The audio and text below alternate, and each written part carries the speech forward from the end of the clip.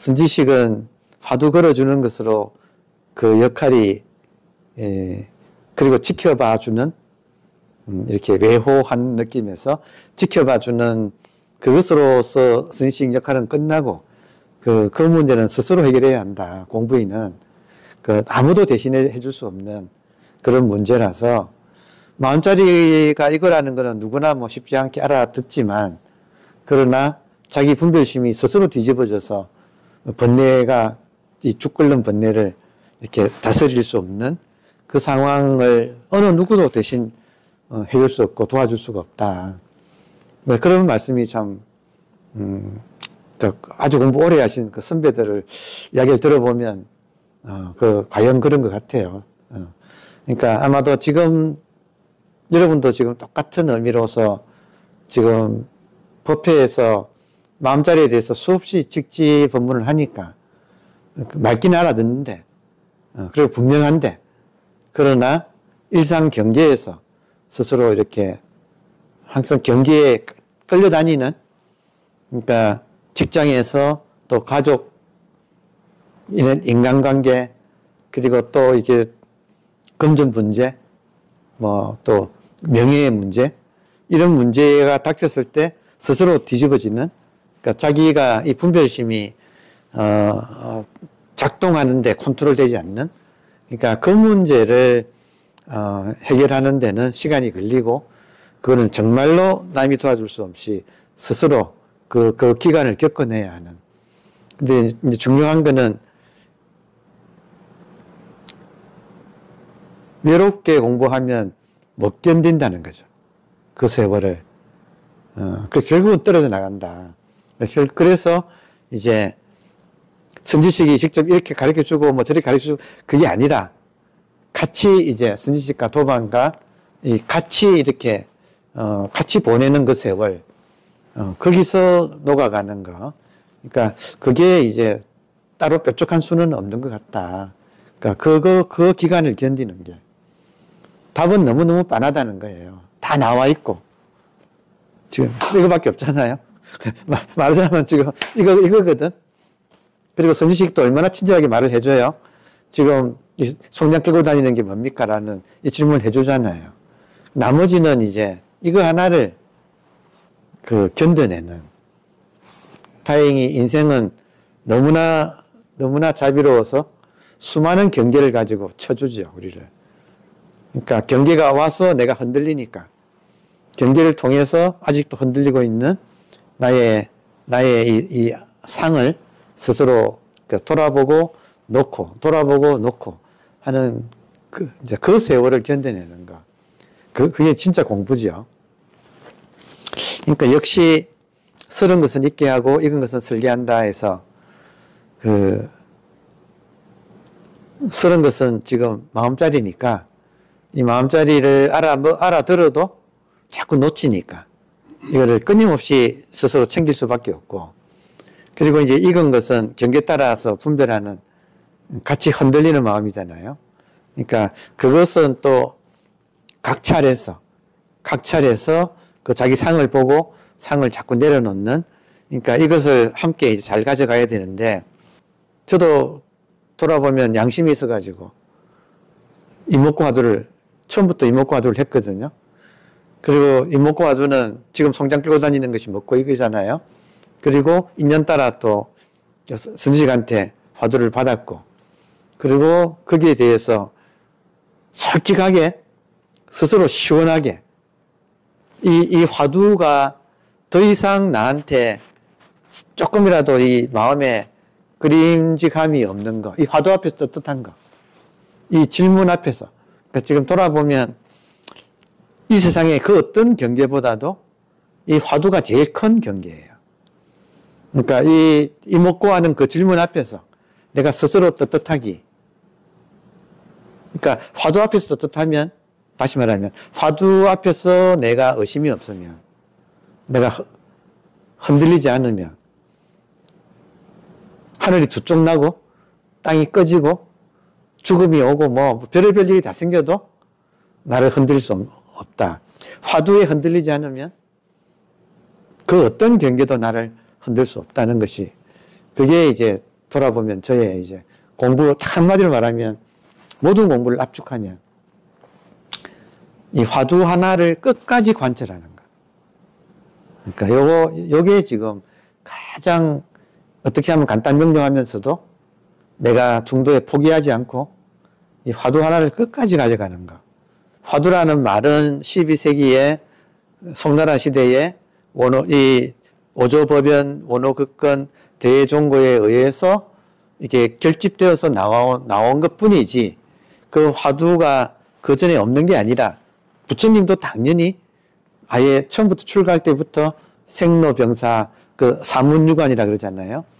그 생로병사를 보고 이 문제를 풀기 위해서 출가하셨고, 그러니까 역대 조사들이 전부 다 한 명도 예외 없이 다 인생에 대한 의문이 생겨서 다 이 공부를 하게 됐지. 그렇지 않은 사람은 저는 없다고 봐요.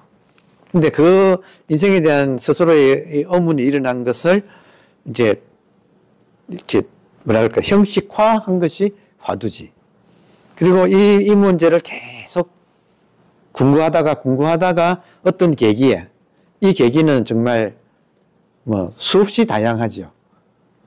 부처님은 뭐 예를 든다면 새벽별 보고 뭐 이 문제를 풀었고, 그러니까 결국에는 모든 사람은 이 근본 문제를 가지고 여기에 의문을 가지고 이걸 품고 살다가 어떤 계기에 이 문제가 해결된 것. 이게 이제 깨달음의 세계가 열리는 거잖아요.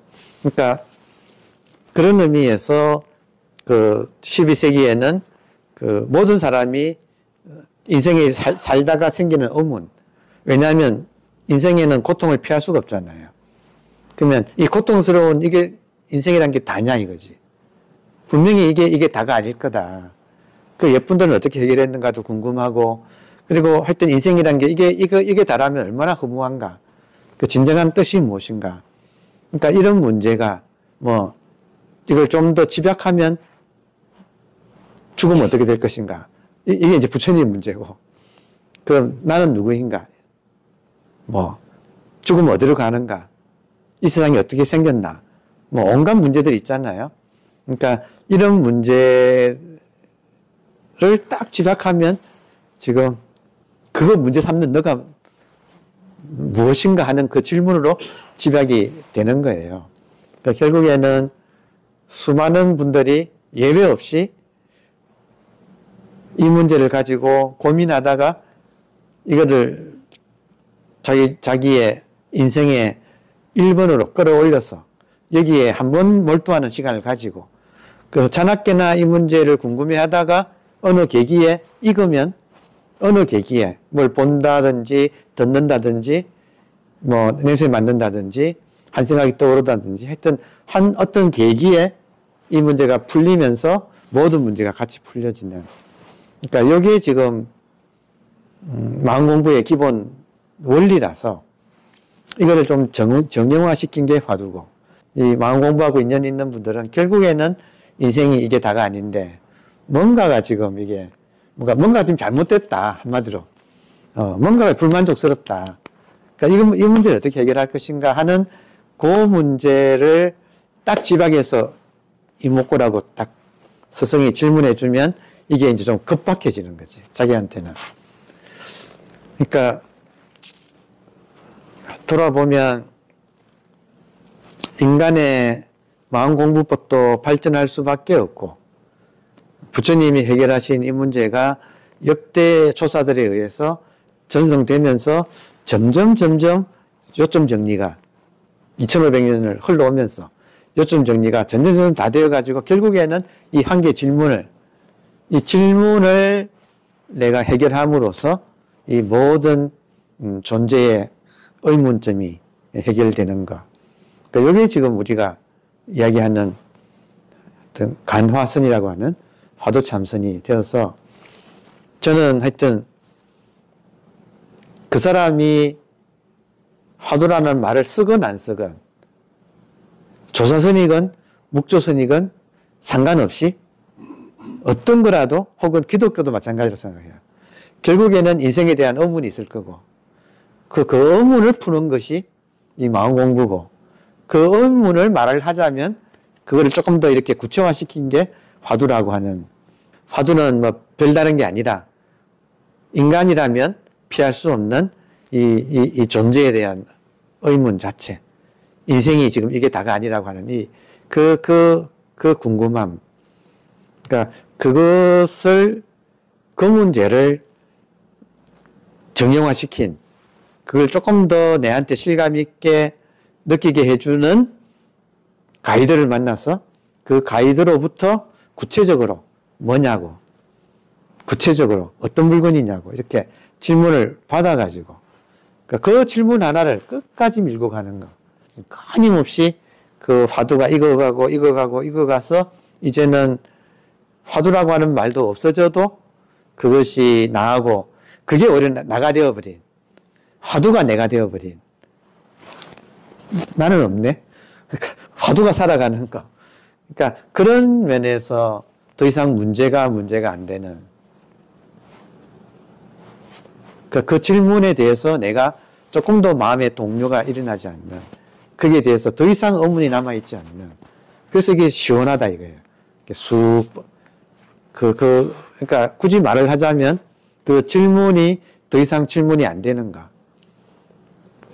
질문이 안 되니까 그 질문이 건드렸던 나의 분별심도 문제가 안 되어버리는, 화두가 타파되면서 나의 분별심이 같이 타파되어 버리는, 소와 인간이 구망, 인우 구망되어 버리는 거. 그냥 하나인 거. 그러니까 이거를 뭐 하나다 말다 뭐 불이다 중도다 말할 것도 없이 그 전에 이미 내가 움직이지, 그 어떤 것도 나를 흔들 수 없다고 하는, 이게 화두가 나를 흔들 수 없으면 그 어떤 경계도 나를 흔들 수 없게 돼요.